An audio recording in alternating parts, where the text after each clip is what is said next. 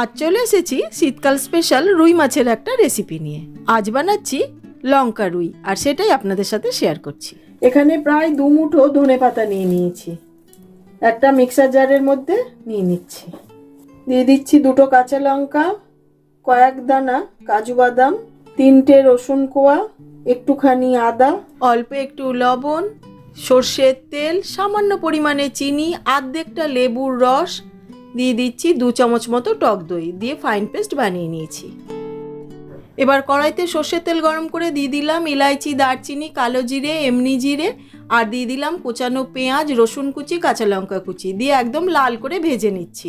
এদিকে রুই মাছ ধুয়ে জল ছড়িয়ে নিয়ে দিয়ে দিচ্ছি প্রয়োজন মতন লবণ, হলুদ, সর্ষের তেল, দিয়ে দিচ্ছি টক দই আর তৈরি করে রাখা পেস্টটা 2 চামচ মতন, দিয়ে খুব ভালো করে ম্যারিনেট করে নিচ্ছি। হয়ে গেছে। এদিকে পেঁয়াজটাও লাল করে ভেজে নিয়েছি। এইবার মাছগুলোকে পেঁয়াজের ওপরে একে একে দিয়ে দিচ্ছি। একদিকটা হয়ে গেলে পরে অপর পিঠটা উল্টে দিচ্ছি। এইভাবে উল্টে পাল্টে বেশ লাল লাল করে কিন্তু মাছটাকে ভেজে নিচ্ছি।